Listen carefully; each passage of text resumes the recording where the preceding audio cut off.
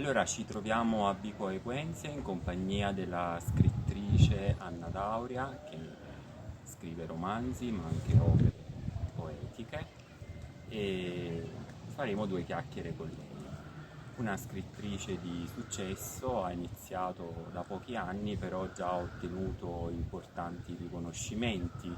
Ricordiamo il premio letteratura dell'Istituto Italiano di Cultura della sezione di Napoli, il premio Lazzalea, che le è valso anche il titolo di ambasciatrice della cultura e il primo premio Littere Fiorentine. Allora, Anna, se lo aspettava questo successo così repentino? Buonasera a tutti. Devo dire la verità, no.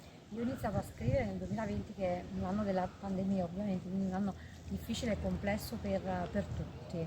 Ho iniziato a scrivere come forma di terapia dell'anima, di catarsi. Piano piano la scrittura è diventata uno strumento anche di libertà, è un modo per dare voce a chi voce non ha. Quindi una scrittura che pian piano, ecco, ha acquisito la fisionomia anche di un chiaro impegno sociale. E a tale proposito ho notato che protagonisti dei suoi romanzi sono protagonisti, dovremmo dire, sono donne che lottano per salvaguardare i propri diritti, oppure anche giovani ragazze che sono vittime di abusi. Questa scelta quindi, come diceva, riflette una vocazione verso un impegno civile, un impegno sociale. Sì, sì. Sì, indubbiamente le protagoniste sono le donne, donne che lottano, come diceva lei, donne che sono resilienti come tulipani nel cemento, indubbiamente. Lo scopo è proprio quello di sensibilizzare soprattutto le nuove generazioni su problematiche di stringente attualità, in primis appunto la lotta delle donne per l'emancipazione, perché appunto la parità di genere purtroppo dovrebbe diventare una forma mentis, ma non è ancora così, e quindi le donne continuano ancora nella loro lotta per i propri diritti, e quindi è un modo questo, insomma, per sostenerli attraverso appunto la scrittura, un modo per attenzionare ovviamente, ecco, delle Queste problematiche, problematiche. Bene, attuali. quanto c'è di autobiografico nella sua opera? Io penso che la vena autobiografica sia più marcata nella parte poetica, così? Mhm.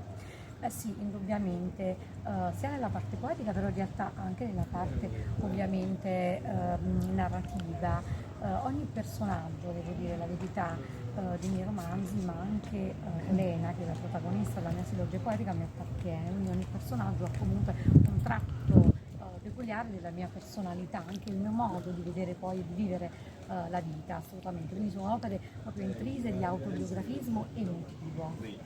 Bene, lei ha avuto come me la fortuna di conoscere, a proposito di poesia, Arianna Sacerdoti, che purtroppo è recentemente scomparsa, docente di letteratura latina alla Seconda Università di Napoli. Che ricordo ha di lei?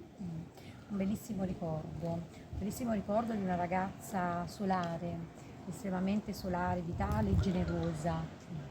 È veramente un bellissimo Poi ricordo. in comune avevate questa passione per Sì, la per la scrittura e poesia, per per la la poesia poesia. soprattutto, assolutamente. Bene, concludiamo con una domanda per la quale non mi ha dato ancora una risposta. Io tempo fa le chiesi se aveva intenzione di lanciare una nuova linea di profumi, magari ispirandosi alle essenze classiche. Questo progetto che fine ha fatto? Carpe diem, ma potrebbe arrivare a breve, perché no? Anche sulla scia di qualche nota musicale, vedremo. Bene, allora ringraziamo Anna Dauria e Grazie, vi salutiamo da Vico Equense. grazie, buona serata.